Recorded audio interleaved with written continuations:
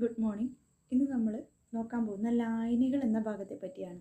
അപ്പോൾ ലായനികളെന്ന് പറയുന്നത് ശരിക്കും പറഞ്ഞാൽ എല്ലാവർക്കും അറിയാം. ലായനി എന്ന് കേൾക്കുമ്പോൾ തന്നെ എല്ലാവർക്കും എന്തുണ്ട്, ലായനികളെ പറ്റിയൊരു ഐഡിയ ഉണ്ട്. പക്ഷേ അതിനൊക്കെ മേലെ ലായനികളെ പറ്റി കുറേ കാര്യങ്ങൾ നമുക്ക് കെമിസ്ട്രിയിൽ പഠിക്കാനുണ്ട്. അതേപ്പറ്റി നമുക്കിന്ന് നോക്കാം. അപ്പോൾ നിങ്ങൾക്ക് ലായനി എന്ന് കേൾക്കുമ്പോൾ തന്നെ ആദ്യം എന്തായിരിക്കും ഓർമ്മ വരുന്നത്? ഓക്കെ, എന്തായിരിക്കും? വെള്ളമായിരിക്കും അല്ലേ ഓർമ്മ വരുന്നത്? വെള്ളം അല്ലെങ്കിൽ ജലം, ഇതായിരിക്കും നിങ്ങൾക്ക് ലായനി എന്ന് കേൾക്കുമ്പോൾ ഓർമ്മ വരുന്നത്. ഈ വെള്ളം മാത്രമായിരിക്കുമോ ലായനികൾ? അതോ മറ്റെന്തെങ്കിലും കാര്യങ്ങൾ, മറ്റെന്തെങ്കിലും ഘടകങ്ങളൊക്കെ ചേർന്നതിന് നമുക്ക് ലായനികളെന്ന് പറയാൻ പറ്റുമോ? അതെ, ഈ വെള്ളം മാത്രമായിരിക്കില്ല ലായനികൾ, മറ്റ് ഘടകങ്ങൾ ചേർന്നതും ലായനികളായിരിക്കും എന്ന് പറയുന്നവരുണ്ട്. എന്നാൽ ചിലരെങ്ങനെയാണ് വെള്ളം മാത്രം എന്താണെന്ന് പറയുന്നത്? ലായനികളാണെന്ന് പറയുന്നത്. അപ്പോൾ അതെങ്ങനെ നമുക്ക് തിരിച്ചറിയാം? ലായനി എന്താണെന്ന് എങ്ങനെ തിരിച്ചറിയാം? ഈ ലായനിയിൽ എന്തെങ്കിലുമൊക്കെ ചേർന്നിട്ടുണ്ടെങ്കിൽ അതിനെ നമുക്ക് ലായനി എന്ന് പറയാമോ? ജലത്തിന് എന്തെങ്കിലും ചേർന്നിട്ടുണ്ടെങ്കിൽ, ലായനിയല്ല, ജലത്തിന് എന്തെങ്കിലും ചേർന്നിട്ടുണ്ടെങ്കിൽ അതിനെന്ത് പറയാം? അതും ലായനിയാണോ? ലായനിയുടെ പൊതു സ്വഭാവങ്ങൾ എന്തൊക്കെയാണ്? നമുക്ക് എങ്ങനെ ലായനികളെ തിരിച്ചറിയാം? ഇങ്ങനെയുള്ള കാര്യങ്ങൾ ആണ് നമ്മളിന്ന് നോക്കാൻ പോകുന്നത്. അപ്പോൾ പൊതുവേ 8ാം ക്ലാസ്സിലാണ് സൊല്യൂഷൻസ് അല്ലെങ്കിൽ ലായനികൾ എന്ന് പറയുന്ന പാഠഭാഗം പഠിക്കാനുള്ളത്. പിന്നീട് തുടർന്നുള്ള ക്ലാസ്സുകളിലൊക്കെ ഉണ്ട്. എങ്കിലും തുടക്കമായിട്ട് ആദ്യം അതിൻ്റെ ചെറിയ ചെറിയ കാര്യങ്ങൾ പഠിക്കാനുള്ളത് 8ാം ക്ലാസ്സിലാണ്. അപ്പോൾ നമുക്ക് ഇന്ന് അതേപ്പറ്റിയാണ് നമ്മൾ നോക്കാൻ പോകുന്നത്. അപ്പോൾ ആദ്യം ഞാൻ 2 സന്ദർഭങ്ങൾ പറയാം, അത് നിങ്ങൾ നോക്കണം. അപ്പു എന്ന് പറയുന്ന ഒരു കുട്ടി മുറ്റത്ത് കളിക്കുമായിരുന്നു. അപ്പോൾ കളിച്ചുകൊണ്ടിരിക്കുന്ന സമയത്ത് അവൻ ഒരു ബോട്ടിൽ കുറച്ച്, പണ്ട് നിങ്ങൾ കളിക്കുമ്പോൾ ചെയ്യുന്ന പോലെ അവനൊരു ബോട്ടിൽ എന്ത് ചെയ്തു, കുറച്ച് വെള്ളം എടുത്തിട്ട് അതിലേക്ക് കുറേ മണ്ണിട്ട് ഇളക്കി. ഇവൻ ഈ മണ്ണിട്ട് ഇളക്കിയ ശേഷം നോക്കിയപ്പോഴത്തേക്ക് ഇങ്ങനെ പൊക്കി പിടിച്ച് നോക്കിയപ്പോൾ ഈ മണ്ണ് താഴെ കിടക്കുന്ന വെള്ളം മേളിൽ നിൽക്കുന്നു. അവൻ എന്ത് ചെയ്തു, വീണ്ടും കലക്കി നോക്കി. അത് കഴിഞ്ഞും കുറച്ച് സമയം കഴിഞ്ഞപ്പോഴത്തേക്ക് എന്ത് പറ്റി, മണ്ണ് താഴെ കിടക്കുന്നു, വെള്ളം മുകളിൽ നിൽക്കുന്നു. അപ്പം അവനത് ശ്രദ്ധിച്ചു. ഞാൻ എത്രയൊക്കെ കലക്കാൻ ശ്രമിച്ചിട്ടും മണ്ണ് എന്ത് ചെയ്യുന്നില്ല, മണ്ണ് ആ ജലത്തിൽ കലരുന്നില്ല. അപ്പോൾ ഇതൊരു ലായനിയാണോ? അവൻ ചിന്തിച്ചു. അതൊരു സന്ദർഭം. ഇതേ സന്ദർഭത്തിൽ തന്നെ അവൻ മറ്റൊരു ദിവസം കളിക്കുമായിരുന്നു. ഇതേപോലെ തന്നെ അവനോടങ്ങ് കളിക്കുമായിരുന്നു. അപ്പോൾ അവൻ്റെ കയ്യിൽ കുറച്ച് ഫാബ്രിക് പെയിൻറ്റ് കിട്ടി. ഈ ഫാബ്രിക് പെയിൻറ്റ് അവൻ എന്ത് ചെയ്തു, നേരത്തെ ചെയ്ത പോലെ തന്നെ എന്ത് ചെയ്തു, ഈ ലായനിയിൽ അവൻ മിക്സാക്കി. അത് കഴിഞ്ഞ് ഇതേപോലെ തന്നെ നോക്കിയപ്പോഴത്തേക്ക് ആ ജലത്തിൻ്റെ എല്ലാ സ്ഥലത്തും എന്താണ്, ആ ഫാബ്രിക് പെയിൻറ്റിൻ്റെ കളറ് കലർന്നിട്ടുണ്ട്. അപ്പോൾ അവൻ 2 സന്ദർഭങ്ങൾ കണ്ട്. ആദ്യത്തെ സന്ദർഭം എന്തായിരുന്നു? ആദ്യ ദിവസം അവൻ കളിച്ചപ്പോഴത്തേക്ക് കുറച്ച് മണ്ണ് വെള്ളത്തിൽ കലക്കി. അപ്പോൾ അവൻ നോക്കിയപ്പോഴത്തേക്ക് ആ മണ്ണ് എങ്ങനെയാണ്, ആ മണ്ണ് കലരുന്നില്ല, ആ ജലത്തിൽ എന്താണ്, മണ്ണ് കലരാണ്ട് കിടക്കുവാണ്. 2ാമത്തെ ദിവസം അവൻ കളിച്ചപ്പോൾ അവൻ എന്താ ചെയ്തത്? അതെ, 2ാമത്തെ ദിവസം കളിച്ചപ്പോഴത്തേക്ക് അവൻ ശരിക്കും പറഞ്ഞാൽ ആ മണ്ണിന് പകരം അവൻ എന്ത് ചെയ്തു, കുറച്ച് ഫാബ്രിക് പെയിൻറ്റ് ഇട്ടു. ഫാബ്രിക് പെയിൻറ്റ് അവന് വരക്കാനൊക്കെ വാങ്ങിച്ച ഫാബ്രിക് പെയിൻ്റ് ആയിരുന്നു. അതെന്ത് ചെയ്തു, ആ ജലത്തിൻ്റെ എല്ലാ സ്ഥലത്തേക്കും മൊത്തം കലർന്ന് ആ ജലത്തിൽ മൊത്തം എന്തായി, ആ ഫാബ്രിക് പെയിൻറ്റിൻ്റെ കളറായി. അപ്പോൾ അവൻ എന്ത് ചെയ്തു, 2 സന്ദർഭങ്ങളും അവൻ എന്ത് ചെയ്തു, വിലയിരുത്തി. അപ്പോൾ ആദ്യത്തതിൽ എന്തായിരുന്നു, ആദ്യത്തതിൽ അത് തമ്മിൽ കലർന്നിട്ടില്ല. പക്ഷേ 2ാമത്തെ സന്ദർഭത്തിൽ എങ്ങനെയാണ്, അത് രണ്ടും കൂടി കലർന്നിരിക്കുന്നു. അപ്പോൾ ശരിക്കും പറഞ്ഞാൽ ഇതിൻ്റെ കാരണം എന്തായിരിക്കും? ഇത് രണ്ടും ലായനികളായിരിക്കുമോ? ഇങ്ങനെയുള്ള കാര്യങ്ങളൊക്കെ ഇപ്പം നിങ്ങൾക്ക് സംശയം തോന്നും അല്ലേ? ഇത് ആദ്യം ചെയ്തത് ലായനിയാണോ? ലായനിയാണല്ലോ, മണ്ണ് കലർന്നിട്ടില്ല, എന്നാലും അത് ജലത്തിലല്ലേ, അത് ലായനിയല്ലേ എന്ന് നിങ്ങൾക്ക് സംശയം ഉണ്ടാവും. 2ാമത്തെ സന്ദർഭത്തിൽ എങ്ങനെയാണ്, അത് പൂർണ്ണമായിട്ട് ആ കളറ് ജലത്തിൽ കലർന്നിരിക്കുന്നു. അപ്പോൾ അത് ലായനിയാണോ? ഇങ്ങനെയുള്ള കാര്യങ്ങളൊക്കെ ആയിരിക്കും ഇപ്പം നിങ്ങൾക്കുണ്ടായിരിക്കുന്ന സംശയം എന്ന് പറയുന്നത്. നമുക്കിന്ന് ഇതേപ്പറ്റി നോക്കാം. ഈ 2 ലായനികളും തമ്മിൽ എന്താണ് ഡിഫറൻസ്, അല്ലെങ്കിൽ ലായനികൾ എന്താണ് എന്നതിനൊക്കെ പറ്റിയിട്ട് നമുക്കിന്ന് നോക്കാം.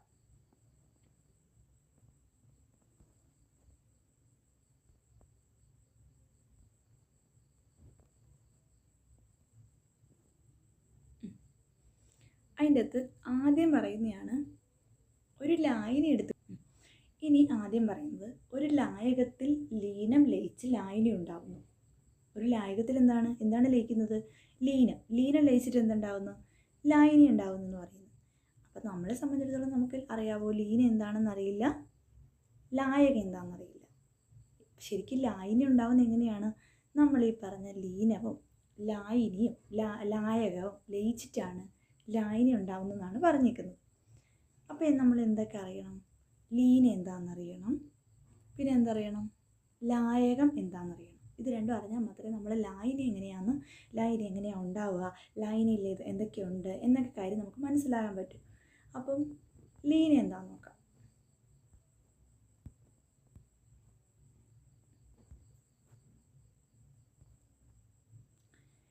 ലായനിയിൽ കുറഞ്ഞ അളവിലടങ്ങിയിരിക്കുന്ന പദാർത്ഥമാണ് ലീനം എന്ന് പറഞ്ഞാൽ. ലീനം എന്ന് വെച്ചാൽ എന്താണ്? ഒരു ലായനി എടുത്തു, അതിൻ്റെ അകത്ത് ഏറ്റവും കുറഞ്ഞ അളവിൽ അടങ്ങിയിരിക്കുന്ന എന്ത് പദാർത്ഥമാണോ അതാണ് എന്തെന്ന് പറയുന്നത്?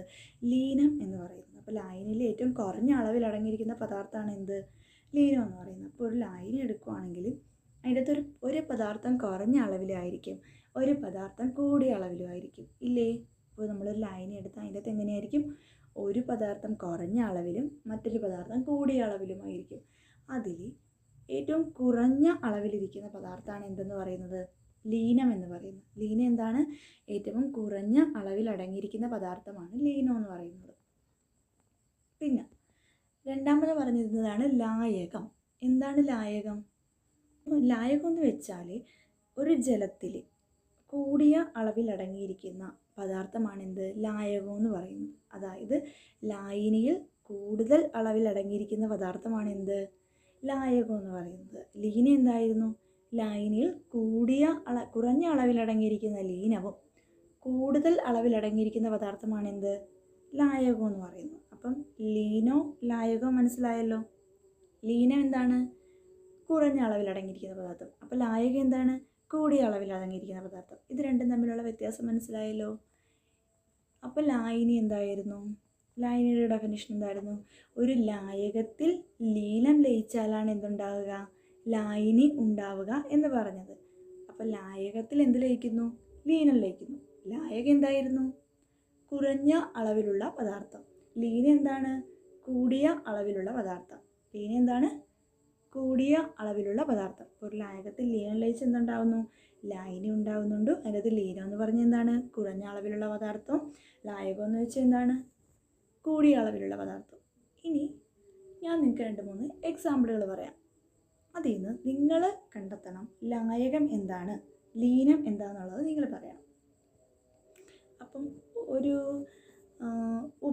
ഉപ്പ് വെള്ളം, നിങ്ങൾ കുറച്ച് ഉപ്പ് വെള്ളം ഉണ്ടാക്കുന്നു.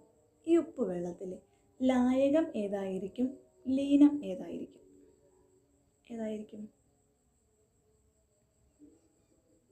ലായകം എന്ന് പറയുന്നത് അവിടെ ഏതായിരിക്കും? ലായകം എന്ന് പറയുന്നത് കൂടിയ അളവിൽ അടങ്ങിയിരിക്കുന്ന പദാർത്ഥമാണ് ലായകം എന്ന് പറയുന്നത്. ലായകം എന്ന് വെച്ചാൽ എന്താണ്? കൂടിയ അളവിൽ അടങ്ങിയിരിക്കുന്നത്. അപ്പം ഉപ്പ് വെള്ളത്തിൽ ലായകം ഏതായിരിക്കും? അതെ, ഉപ്പ് വെള്ളത്തിലെ ലായകം ഏതാണ്? അവിടുത്തെ ജലമാണ്. അതിലടങ്ങിയിരിക്കുന്ന ജലമാണ് എന്തെന്ന് പറയുന്നത്? ഉപ്പ് വെള്ളത്തിലെ ലായകം എന്ന് പറയുന്നത്. അവിടുത്തെ ലീനം ഏതായിരിക്കും? അതെ, അവിടുത്തെ ലീനം ഉപ്പ് തന്നെയാണ്. അവിടുത്തെ ലീനമായിട്ടുള്ളത് ഏതാണ്? ഉപ്പ് തന്നെ. പക്ഷേ ലീനം ഉപ്പാണെങ്കിലും അവിടുത്തെ ലായകം ഏതാണ്? ജലമാണ്. അപ്പോൾ ഈ ലീനം ഉപ്പും ലായകം ജലവും കൂടിച്ചേർന്നാണ് അവിടെ എന്തുണ്ടായത്? ഉപ്പ് വെള്ളം എന്ന ലായനി ഉണ്ടായത്. അപ്പം നിങ്ങൾക്ക് മനസ്സിലായില്ലേ എന്താണ് ഒരു ലായനി? എല്ലാ ലായനികളാണോ? അല്ല. ഒരു ലീനവും ലായകവും ലയിച്ച് ചേർന്നുണ്ടാകുന്നതാണ് ശരിക്കും എന്തെന്ന് പറഞ്ഞാൽ ലായനി എന്ന് പറയുന്നത്. അപ്പം നിങ്ങൾക്ക് ഉണ്ടാകുന്ന സംശയമാണ്, അപ്പോൾ ജലം ലായകമല്ലേ? ജലത്തിൽ നമ്മളൊന്നും കലക്കൊന്നും ചെയ്യാണ്ട് ചുമ്മാ എടുത്തു വെച്ച ജലം ലായകമല്ലേ? തീർച്ചയായിട്ടും അതൊരു ലായകമാണ്. കാര്യം എന്താണെന്ന് വെച്ചാൽ ജലത്തിൽ ഒത്തിരി ഘടകങ്ങൾ ചേർന്നതല്ലേ ജലം. ഇപ്പം H2O, അതേപ്പറ്റി നിങ്ങൾ മുതിർന്ന ക്ലാസ്സുകളിൽ പഠിക്കും. ജലത്തിൽ എന്തുണ്ട്? കൂടുതൽ ഘടകങ്ങൾ ലയിച്ച് ചേർന്നിട്ടുണ്ട്. അതിനാൽ ജലം എന്താണ്? ജലം ഒരു ലായകം തന്നെയാണ്. പക്ഷേ ഇപ്പം നമ്മളിവിടെ ഉപ്പുവെള്ളം നിങ്ങളിപ്പോൾ ഒരു എക്സാമ്പിളായിട്ട് നിങ്ങൾക്ക് മനസ്സിലായി. ഇനി വേറൊരു ഉദാഹരണം നോക്കാം. പഞ്ചസാര ലായനി നമ്മളെടുത്തു. ഈ പഞ്ചസാര ലായനിയിലെ ലീന ഏതായിരിക്കും? നിങ്ങൾ തിരിച്ചറിഞ്ഞു. പഞ്ചസാര ലായനിയിലെ ലീന ഏതാണ്? പഞ്ചസാര ആയിരിക്കും. അതെ, നമ്മൾ അവിടുത്തെ ലായകം ഏതായിരിക്കും? ജലമായിരിക്കും. അപ്പോൾ പഞ്ചസാര ലായനിയിലെ ലീനം എന്ന് പറയുന്നത് പഞ്ചസാരയും അവിടുത്തെ ലായകം എന്ന് പറയുന്നത് എന്തായിരിക്കും? ജലവുമായിരിക്കും. ഇതാണ് പഞ്ചസാര ലായനി എന്ന് പറയുന്നത്. അപ്പോൾ അപ്പോൾ അവിടെ എന്തായി? പഞ്ചസാര ലായനിയായി. അവിടെ ഒരു ലീനവുമുണ്ട്, ലായകവുമുണ്ട്. ഇനി ഇതുപോലെ തന്നെ നിങ്ങൾക്ക് വേറൊരു എക്സാമ്പിളുകൾ നോക്കാം. വേറെ എന്തൊക്കെ എക്സാമ്പിളുകളുണ്ട്? വേറെ ഒത്തിരി എക്സാമ്പിളുകൾ നിങ്ങൾക്ക് നോക്കാനുണ്ട്. ഞാൻ മറ്റൊരു ഉദാഹരണം പറയാം. ചെളിവെള്ളം. നിങ്ങളൊരു ചെളിവെള്ളം എടുത്തു. അതിൻ്റെ അകത്തുള്ള ആ ഒരു അഴുക്ക് അതെന്തായിരിക്കും? നിങ്ങൾ കുറച്ച് ചെളി എടുത്തു, നേരത്തെ പറഞ്ഞ പോലെ തന്നെ മണ്ണെടുത്ത് വെള്ളത്തിൽ ലയിപ്പിക്കാൻ ശ്രമിക്കുമ്പോഴത്തേക്ക് അത് ലയിക്കുന്നുണ്ടോ ഇല്ല എന്നുള്ളതല്ല, അവിടുത്തെ ആ ചെളി, ആ മണ്ണെന്ന് പറയുന്നത് എന്തായിരിക്കും? ലീനായിരിക്കുമോ ലായകമായിരിക്കുമോ? ലായനിയായിരിക്കുമോ? ലായകമായിരിക്കുമോ? എന്തായിരിക്കും? ലീനമായിരിക്കും. അവിടുത്തെ ജലമാണ് എന്തെന്ന് പറയുന്നത്? ലായകം എന്ന് പറയുന്നത്. മനസ്സിലായല്ലോ? പിന്നെ അവിടെ കളർ വെള്ളത്തിൻ്റെ കാര്യം പറയുന്നത്, ഈ കളർ വെള്ളം പൂർണ്ണമായിട്ടും അതിൽ ലയിച്ച് ചേർന്നെങ്കിൽ പോലും അതിൽ കുറഞ്ഞ അളവിൽ അടങ്ങിയിരിക്കുന്ന എന്താണ്? കളറല്ലേ. കൂടിയ അളവിൽ അടങ്ങിയിരിക്കുന്നതിന് എന്ത്? ജലം എന്ന് പറയുന്നത്. അപ്പോൾ അവിടെ എന്താണ്? ലീന ഏതാണ്? അവിടെ ചേർത്ത കളറായിരിക്കും. ലായകം എന്താണ്? പറയാം. ലായകം എന്താണ്? അവിടെ ചേർത്തേക്കുന്നത് ജലമായിരിക്കും. അപ്പോൾ മനസ്സിലായല്ലോ? ലായനി എന്താണ്? ഒരു ലായകത്തിൽ ലയിച്ച് ചേർന്ന ഒരു ലായകത്തിൽ ലീനം ലയിച്ച് എന്തുണ്ടാവുന്നു? ലായനി ഉണ്ടാവുന്നു. മനസ്സിലായല്ലോ? പിന്നെ അത് കഴിഞ്ഞ് പറഞ്ഞ എന്താണ്? ലായനിയിൽ കൂടുതൽ അളവിൽ അടങ്ങിയിരിക്കുന്ന പദാർത്ഥമാണ് ലായകം എന്ന് പറയുന്നത്. അപ്പോൾ നിങ്ങൾ പറഞ്ഞു പഞ്ചസാര വെള്ളത്തിൽ പഞ്ചസാര, ഉപ്പ് ലായനിയിൽ ഉപ്പ്, കളർ വെള്ളത്തിൽ കളർ. അങ്ങനെ നിങ്ങൾക്ക് ഒത്തിരി എക്സാമ്പിളുകൾ നിങ്ങൾ കണ്ടുപിടിച്ചെഴുതണം. പിന്നെ അടുത്ത ലീനം എന്താണെന്നുള്ളത്. എന്താണ് ലീനം? കുറഞ്ഞ അളവിൽ അടങ്ങിയിരിക്കുന്ന പദാർത്ഥമായിരുന്നു ലീനം. അതായത് നിങ്ങൾ പറഞ്ഞു പഞ്ചസാര വെള്ളത്തിൽ പഞ്ചസാര. ലായനി എന്താണ്? ലായനിയിൽ കൂടുതൽ അളവിൽ അടങ്ങിയിരിക്കുന്ന പദാർത്ഥം. അപ്പോൾ പഞ്ചസാര ലായനിയിൽ ജലം, ഉപ്പ് ലായനിയിൽ ജലം, പിന്നെ എവിടെയാണ്? കളർ ലായനിയിലും ജലം. അങ്ങനെ ആണ് ലായകം എന്ന് പറയുന്നത്. ലീനം എന്താണ്? ലായനിയിൽ കുറഞ്ഞ അളവിൽ അടങ്ങിയിരിക്കുന്ന പദാർത്ഥമാണ് ലീനം എന്ന് പറയുന്നത്. അതായത് ഉപ്പ് ലായനിയിൽ ഉപ്പ്, പിന്നെന്താണ്? പഞ്ചസാര ലായനിയിൽ പഞ്ചസാര, പിന്നെ നമ്മുടെ കളർ വെള്ളത്തിൽ കളർ. ഇതാണ് എന്തെന്ന് പറയുന്നത്? ലീനം എന്ന് പറയുന്നത്. ഇനി നമുക്കൊരു പരീക്ഷണം കാണാം.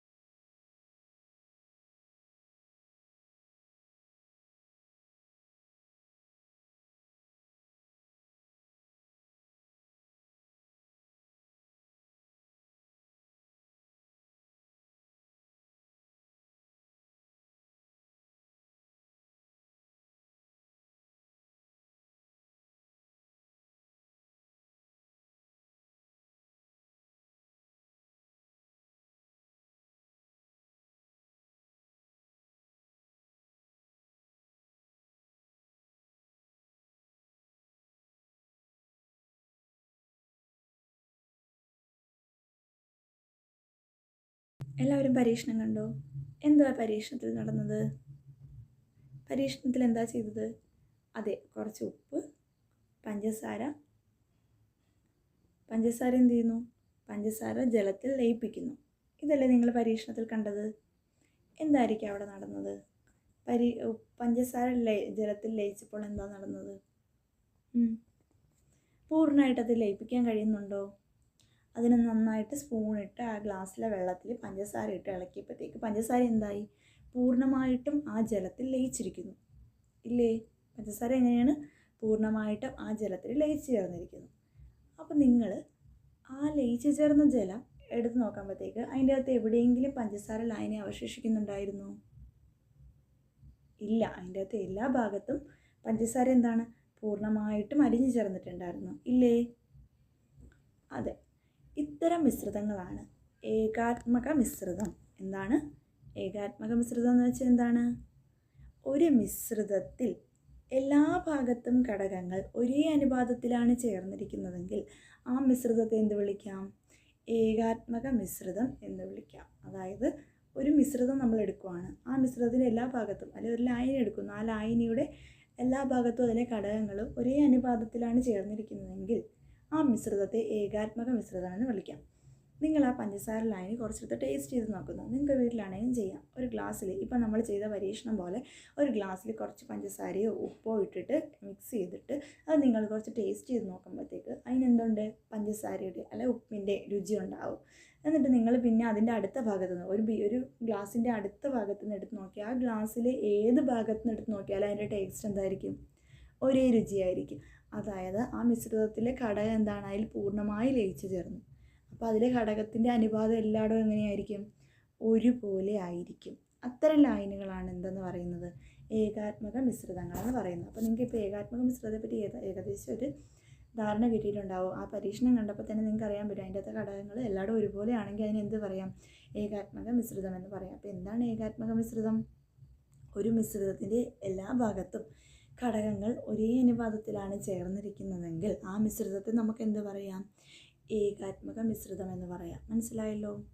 പഞ്ചസാര ലായനി ഏകാത്മക മിശ്രിതത്തിനൊരു ഉദാഹരണമല്ലേ? മറ്റൊരു ഉദാഹരണം പറഞ്ഞേ. അതെ, ഉപ്പ് ലായനി. മറ്റൊരു ഉദാഹരണം പറയൂ. ആലോചിച്ച് നോക്കൂ. ഒരു മിശ്രിതത്തിൻ്റെ എല്ലാ ഭാഗത്തും ഘടകങ്ങൾ ഒരേ അനുപാതത്തിലാണ്, അങ്ങനെ ലയിച്ചു ചേരുന്ന ഒരു ഉദാഹരണം പറഞ്ഞേ. ഗ്ലൂക്കോസ് വെള്ളം. അതെ, ഗ്ലൂക്കോസ് നമ്മൾ വെള്ളത്തിൽ കലക്കുകയാണെങ്കിൽ അതിൻ്റെ എല്ലാ ഭാഗത്തും അതിലെ ഘടകങ്ങൾ എങ്ങനെയായിരിക്കും? ഒരേ അനുപാതത്തിലായിരിക്കും. അതുകൊണ്ട് എന്താണ്? ആ മിശ്രിതം എന്താണ്? ഏകാത്മക മിശ്രിതം എന്ന് പറയാം. ഇപ്പോൾ നിങ്ങൾക്ക് ഇതേപറ്റിയൊരു ധാരണ കിട്ടിയില്ലേ? ഇനി നമുക്ക് മറ്റൊരു പരീക്ഷണം കാണാം.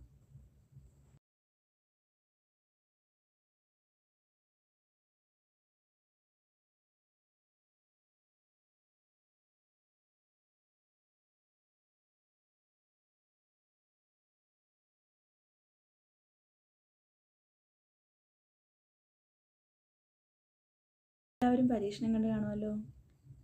കഴിഞ്ഞ പരീക്ഷണത്തിൽ നിന്ന് വ്യത്യസ്തമല്ലായിരുന്നോ ഇപ്പോൾ നമ്മൾ കണ്ട പരീക്ഷണം? എന്താണ്?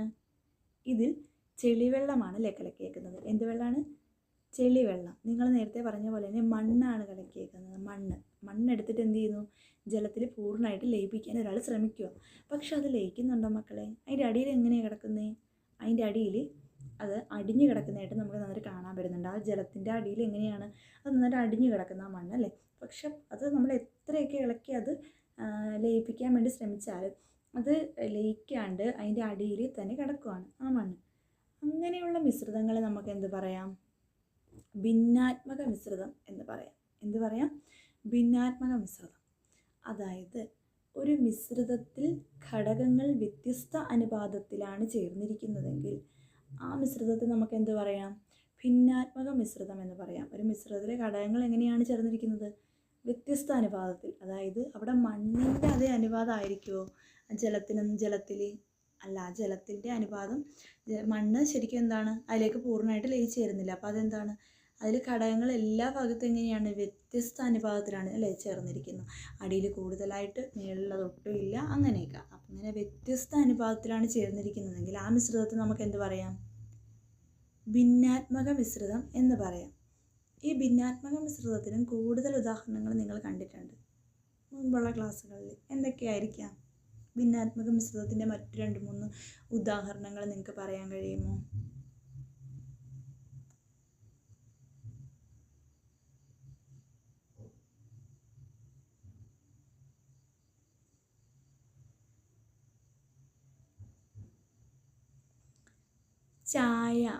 ചായയിൽ. അതെ, ചായയിൽ നമ്മൾ തേയില ഇടുന്നു. ഓക്കെ, അത് നമുക്ക് പറയാൻ പറ്റുന്ന കാര്യം. അതിൻ്റെ അകത്ത് തേയില വേറെ അടി കിടക്കുന്നു, നിങ്ങൾ അരിച്ച് മാറ്റണം അതിനെ പിന്നീടല്ലേ. അത് കാര്യം അതിലെ ഘടകങ്ങൾ എങ്ങനെയാണ്?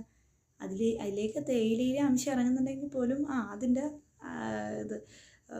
തേയില അവിടെ തന്നെ അവശേഷിക്കുന്നു. അപ്പോൾ അത് ശരിക്കും എന്താണ്? അതൊരു ഭിന്നാത്മക മിശ്രിതമായിട്ടാണ് അതിൻ്റെ അകത്ത് കിടക്കുന്നത്. പിന്നീട് നമ്മൾ അത് അരിക്കുമ്പോഴാണ് അത് എന്തായി മാറുന്നത്? എല്ലാ ഭാഗത്തും ഒരേ അനുപാതത്തിലൊക്കെ ആയി മാറുന്നത്. അതൊക്കെ നമുക്ക് ഭിന്നാത്മക മിശ്രിതത്തിന് ഉദാഹരണങ്ങളാണ്. ഭിന്നാത്മക മിശ്രിതത്തിന് കൂടുതൽ ഉദാഹരണങ്ങളുണ്ട്. നിങ്ങൾ നിത്യജീവിതത്തിൽ നോക്കുമ്പോഴേ അതേപ്പറ്റി മനസ്സിലാവുള്ളൂ. അപ്പം ഒത്തിരി ഉദാഹരണങ്ങൾ ഭിന്നാത്മക മിശ്രിതത്തിനും ഏകാത്മക മിശ്രിതത്തിനും ഒത്തിരി ഉദാഹരണങ്ങളും നിങ്ങൾ നിങ്ങളുടെ ഡെയിലി ലൈഫിൽ നോക്കണം. നമുക്ക് മനസ്സിലാക്കണേ.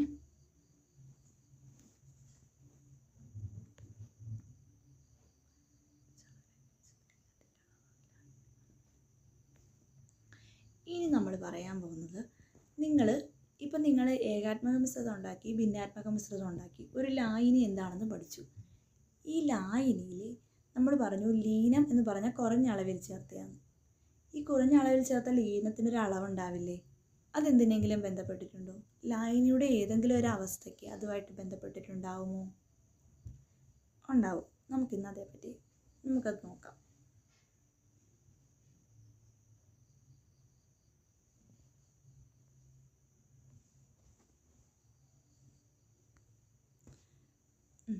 ഒരു നിശ്ചിത അളവ് ലായനിയിൽ ലയിച്ചു ചേർന്ന ലീനത്തിൻ്റെ അളവാണ് ലായനിയുടെ ഗാഢത എന്ന് പറയുന്നത്.